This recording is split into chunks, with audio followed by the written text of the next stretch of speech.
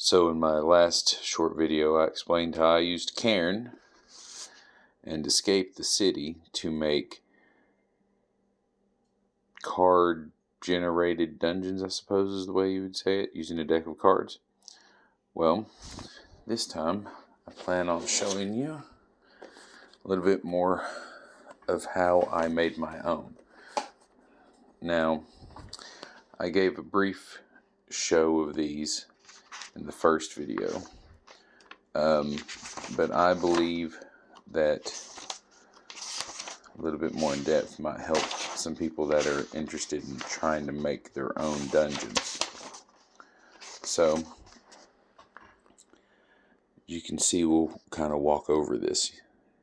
Spent the last 2 days camping at the edge of the road that led south from the city you just barely escaped when it was invaded by those zealots and eldritch horrors, which refers back to the Escape the City module that we had finished for the first one. So this is just a continuation as they have left the area.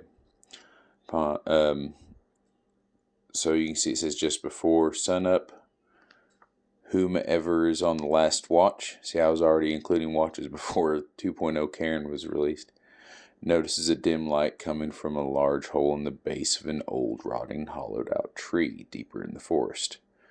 Upon closer inspection, you find a rough-cut stairwell spiraling down into the tangled root system. It opens into a mostly circular room of dirt and stone and is lit by 2 sun rods jammed on extinguished torches mounted on the wall. In the center of the room appears to be an old, disused well cobbled from hewn rocks. Above it, suspended from chains, is a full suit of plate armor, reflecting the light back right at you. You know, the glint of treasure from a room beyond the hanging suit of mail is really what's going to get their attention. So, none of these are really red herrings. It's more of a... I remember seeing a similar setup to this somewhere back in the early 2000s when I was working at a place called Game Depot. And I remember looking in probably a dungeon magazine and seeing how they had used a helmed horror to guard this treasure vault. And I remember there being a well somewhere in this little micro dungeon, and this is as close as I could remember how to do something like that. So anyway, approaching the well does nothing, nor does inspecting the armor. Trying to remove a piece of the armor or walking past it for the treasure causes the helmed horror to activate and animate. As you can see, I have done my best to figure out exactly what it would do and how it does it. And the chains are really the only thing keeping it from moving around the room. When they released the chains in my game, it was able to fly, and man, did that cause problems. But it is an extremely tough monster to beat. Now, here I show exactly what I wanted them to have. You know, the coins, the gems, all that stuff. Even a note saying that all of this is supposed to be delivered deeper into the dungeon. So they went down into the well where there was an iron rung ladder. And they went deep. Super, super, super deep. And right there at the bottom of the bedrock, they found a labyrinth that they could take on their own. Now, this is where the deck of cards kind of comes in. So, as you can see, I started with diamonds and hearts. Diamonds and hearts are all going to be locations, except for where I have aces. On aces, as you can see here, a blue-green glow illuminates floor-to-ceiling spider webs with no exit, and then I put an encounter. With an ace, you get the encounter with the description. Again, I've done that here as well. Ace of Hearts, deep ruts scar the ground, roots above and fungi below are all burnt and charred, and you encounter a fire beetle. So, believe me, it's much easier, and you can still throw another encounter in with these rooms. So you can see here, I've got it listed as, a 2 of diamonds room has lichen covering the walls, gently glowing, and it leads to 2 exits.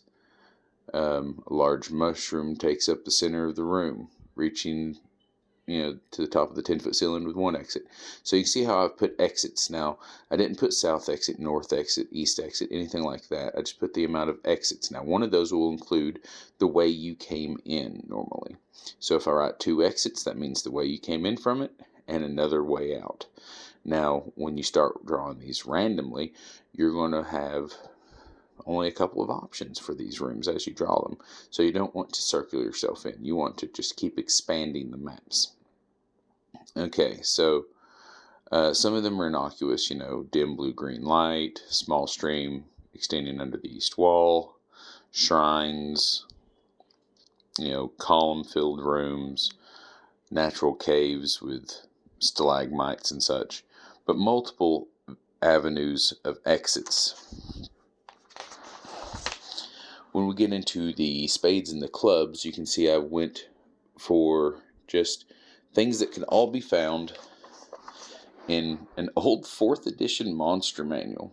Funny enough, because to convert it to Cairn, a lot of the time it's just divide by 10. Like if it's got 120 hit points, we'll divide it by 10, make it 12 hit protection.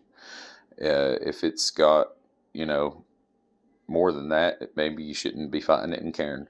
But, something with 80 hit points, like a troll or something, having 8 hit protection kind of makes perfect sense in this game.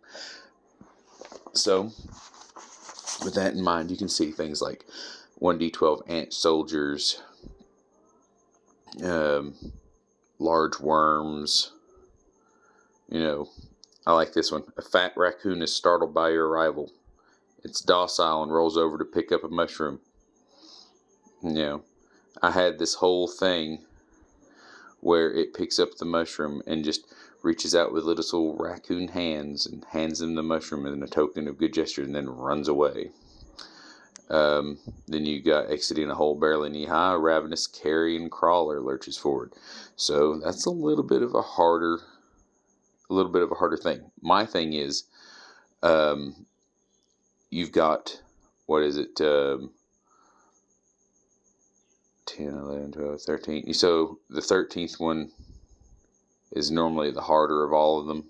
The ace I always make worse. See, the ace is an iron cobra. Of the 13, the way I like to look at it is the first 12 need to be a mix. So it should be 8 easy, 3 medium, 1 hard, and then the ace kind of like an epic, right? Further down with this, the clubs, I've included some things that weren't direct battles. You hear a psst sound coming from a sewer grate. It's too small to enter with the speaker. And I give the person a name. I give him a reason for being there. He explains he's been there for years and all these things, and he's willing to sell them secrets. Now, when we get into secrets, we start drawing cards again. Now I'll get into that in a moment. Again, you can see kobolds, Kruthic nests. As a matter of fact, I believe I even have, at the ace of clubs, there's an earthquake. The ground gives way. I have them do a dex save to save against fall damage. At the bottom, they find skeletons. They have to climb their way out. So when it comes to secrets, they don't know what the big bad of this dungeon is. So I have secrets that you find out about them as you play. So you can see here, the first skeleton you kill releases a green wisp of smoke that enters your nose, giving you a vision of what lies ahead. Draw a secret right there at the ace. Drawing a secret, if you were the person that drew a location card, the hearts or the diamonds, and it requires a secret card to be drawn, then you draw from the diamond or the heart tables.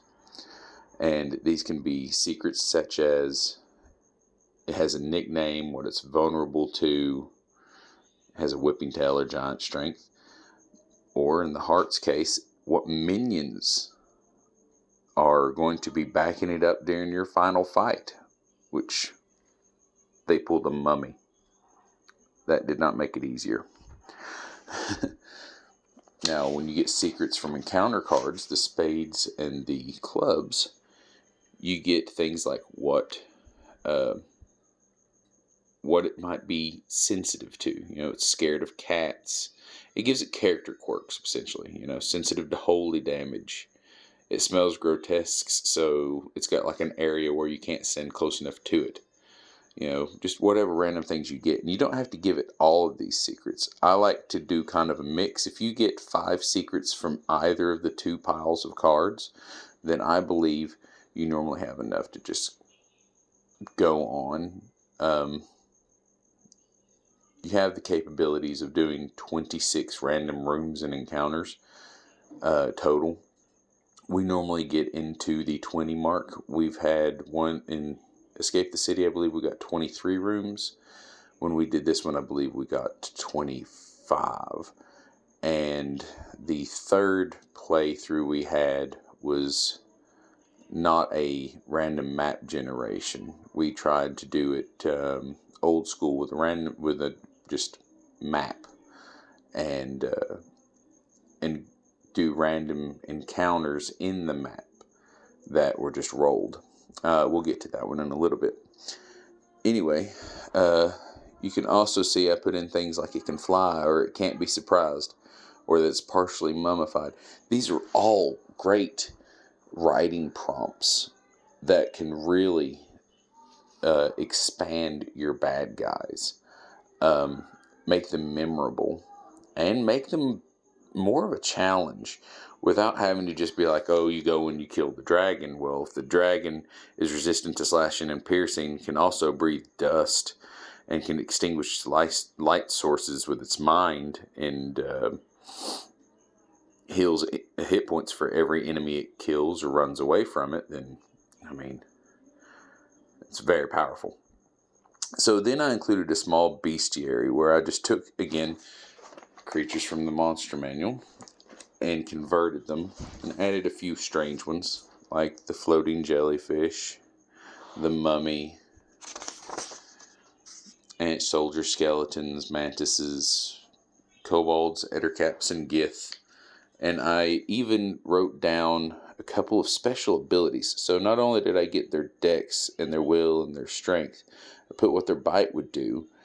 And right here, poisoned mind, that's what I like. See, the D8 poison, that's going to affect just the will in Cairn. So it affects their will. And I've had people go to negative will and have to just be thrown on the back of a shield while they mumble incoherently as we drag them through the dungeon. It is hilarious and worth doing. So there's a lot of stuff you can do that, just like D&D, but much more slimline. I love it. Again, the bestiary continues. Now, I didn't know what treasures to give, so I made a random dungeon table for the treasures. Now, I put gold piece values beside them just because, in Cairn, you're never really going to a town. You're really supposed to be in, I believe it's the woods of Vald or something like that. And I find that in order to really get a good campaign going, especially with people that are used to playing D&D for a long period of time, it seems to be a lot easier to just start them in a relatively familiar fantasy world, let them work their way into dungeons or into labyrinths and castles, or across the plains seeking out adventure as they will. So that's what I've come to do. Now, some of these treasures aren't that great, by the way. Letting a sturdy vine grow, or, a seed that'll grow a very large tree, but it's pretty much useless to you because it'd be for the meditation place of some otherworldly druid, I suppose. But they don't get very many of them. So next, let's move on past all the stuff I showed last time in the other one to the second labyrinth. Cairn Labyrinth 2, Electric Boogaloo. This is where we tried to take it a little different. So at the end of the first Labyrinth encounter, they ended up having to face a rock dragon, which I got the idea from the Cairn website that has free material for adventures on it. And I just pulled from there, pulled from some other ideas, all kinds of resources. And believe me, it's extremely helpful having the internet nowadays. Back in the day when I had to buy all these books back in 2003 or whatever, man, was it a pain. So anyway, at the end of it, one of the things that they got was a spell book. And the spell book in the Horde had the gate spell on it, which allows you to go to a random dimension. So the random dimension that they chose just happened to take them to Celestia, and they entered the realm of Mount Olympus. So you can see I wrote here, you stepped through the dimensional rift, entered the realm of Celestia, floating islands adorned with columns and white marble temples fill your view. The opaque clouds of the astral sea blanket the ground to every horizon. A large mountain floating prominently above all else draws your attention. A gleaming white and gold palace sits atop it. Statues of heroes line the well-tended walkways. From your position on a small, buoyant spit of land, you can see an obvious way to the adjoining islands. Then something appears on your periphery. It's moving towards you at an alarming rate. In a matter of moments, it brings you... the being flies down to you.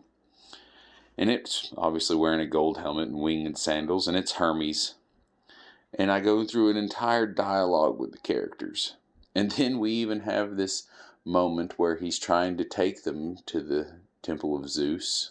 And it's as simple as, hey, just make a strength check to hold on to Hermes as he flies you across. And we had someone fail and fall. And then we had to make all this kind of action at the very, very beginning of the game, before anyone's entered a labyrinth or hit someone or anything, just to catch them.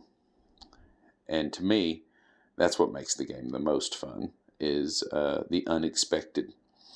Anyway, once they finally get where they're going, and they go to see the big guy, Zeus, Hermes leaves them at the door, says, wait here, I'll smooth things over.